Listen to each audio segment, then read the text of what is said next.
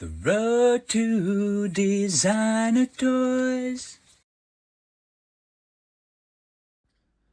And we're back, y'all. What's the haps? It's your boy Nicholas Ridiculous, aka Nick Ridic, aka Nick Ridic TV, the purple hyena. And we're back for another episode of The Road to Designer Toys, where I'm making sculptures and cool stuff like that, molding and all that fun stuff. In today's episode, we're going to be mounting the pieces to their wooden plaques that you can see that I've painted up and decorated. The half pistols or desert eagles came out pretty decent. That's purple. The purple one is Violent Delights, and the more clear one is, or transparent, is Toxic Masculinity. And then I have a third one, Toxic Femme, that was done at a later point. But you can see I'm just using, I kind of just kept it real simple and kind of,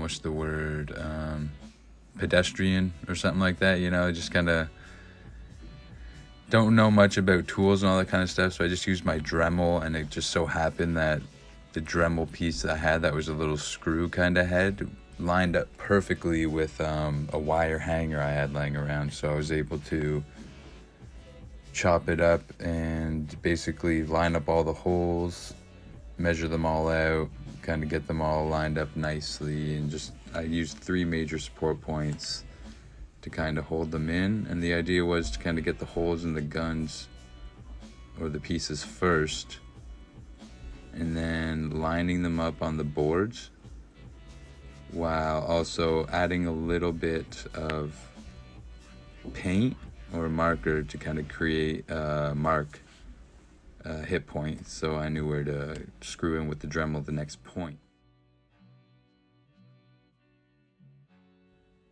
So I've gotten the marks onto the plaques now, so I'm able to use the Dremel to kind of create the kind of sister holes to the holes within the piece, and just making sure everything kind of works out and lines up nicely, making sure it all fits in snug and tight, because that was the thing, it just like lined up perfectly with using the handle there, I guess. But it just lined up perfectly with the Dremel hole, so I was kind of just like, kismet kind of stuff where you just works out perfect.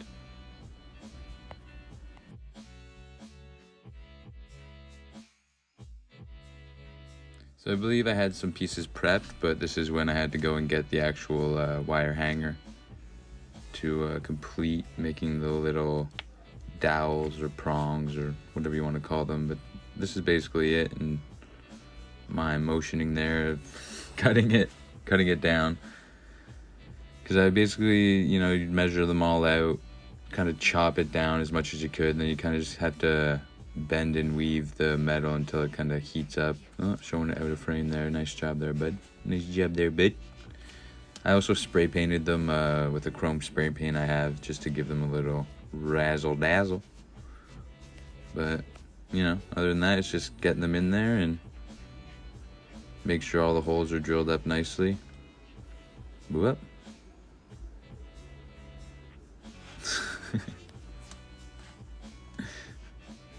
They kind of just appeared out of nowhere. And I guess this is where I'm going to be spray painting the pieces. Just give them a little better shine, because, wire hangers ain't always the nicest of textures.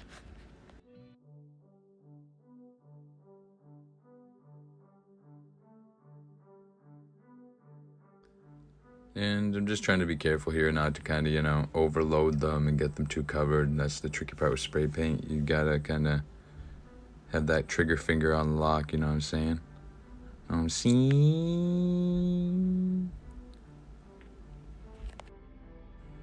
I did recently do my Ridics World, as you saw the title in the beginning, or the logo. It was the showcase where I showcased these pieces actually. And I was actually, oh, there they are, all chromed out and shiny, looking nice. Just had to give it some time there to, dry and whatnot. I'm using the little marker there on the one end just to kind of keep it level, because the one side is kind of, bigger than the other. And gonna use some Gorilla Glue in there.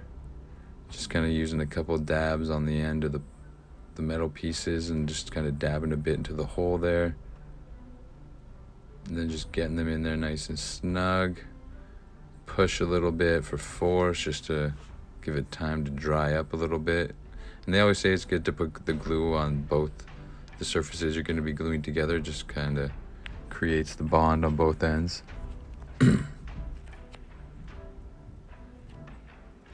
But I'm not sure, oh yeah, I have the thing in my mouth because that's what I was using to kind of direct the glue in case it was going to go out of whack or out of control. Yeah, see, there it is. Oh no, they're all clean, so we don't need to do that. And then we do the other side, basically. Just make sure it's all glued up nice and sturdy, nice and tight, so that when we get them all locked in there into the wood. Oh, there they are. The shiny and chrome witness me. But just to make sure it's all sturdy in the wood and the plaque, and so when she's hung up, you don't gotta worry about that sliding out, hopefully.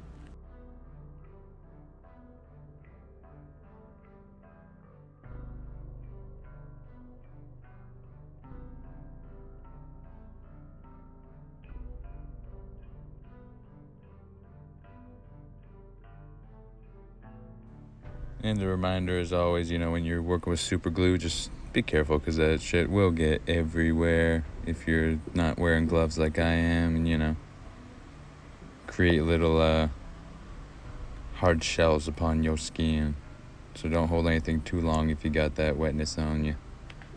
Had to change positions just because the people upstairs started watching a movie super loud. Ooh, closet time. Alright, so let's continue doing this. So in this part, basically, I was going to use little easels to display them before I decided to nail in basically the wall hanging prongs on the back. So I basically just decided to take some easels I had around, some little tiny ones that were meant for a small canvas or something I bought them with, maybe from the dollar store even. But I was basically just, messing them up, getting abstract with it. Doing some pours, doing some spray paint. Doing some spray paint on there, and just some drips and drops, and just, give them a little something.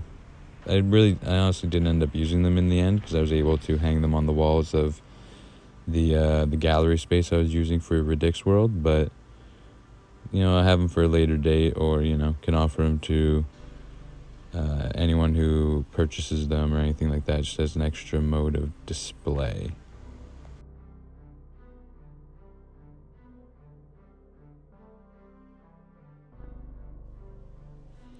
And this is, just measuring out the points for the hanging teeth part on the back, just as a simple way of hanging it on the wall and, showcasing it nicely, and just more simply, and less takes up less space on surface space. And it was good to get these done and out, because then it was basically because of these that I was inspired to do what I did with the tapes, where I worked with my friend at Oak and Arrow Studios and created some nice raw wood bases, and was able to mount a lot of the VHS melting tapes onto those. So it really helped just improve the pieces so much more, and just add a little bit more to the project and the gallery and the showcase, and just kind of added to legitimize them a bit more, I feel like, in the end.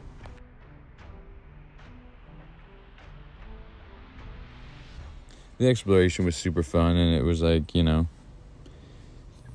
maybe over a span of 10 months making these pieces, like all of them all together, and I still have a couple actually that I need to finish and kind of mount. But I really learned that, you can never, as fast as we want to get things done sometimes, or, see the end of a project. You can't always see the end of a project from where you are at that moment. Sometimes you got to give yourself some time, some space, some living, some learning, some understanding, and come back around a little later and, hit it from a different point of view, a different angle, or just have on a different hat. Because I'm also finding, that's why teams are important and stuff like that, because sometimes in that moment where, it's going to take you a bit of time to change your point of view, someone else might already have that within your vicinity, and then you can, help amplify and empower each other with that. So, maybe we're all just Megazord pieces lying in wait, something like that. Mighty Morphin Power Rangers, baby, let's get it. But as you can see, we have begun the mounting of Violent Delights, which has been sold. Shouts out Jason, appreciate you, man. Everyone at Vibe coming through with this project, helping making it possible. And then just the ultimate showcase at the end was just so cool. So cool. 5 days, Ridics World was alive and well before the apocalypse struck it. But at the and this is the other, gonna glue in Toxic Masculinity, I believe. I didn't do any videos for Toxic Femme, really. I just wanted to get that one done and out. But if I did, I'll try and add them in or post them in a later video or something like that, just to keep the timeline consistent and crisp. And to finish off this episode, we're going to end it with a little montage of the pieces. Enjoy. Never reaching apex, just like Coca-Cola stock. You are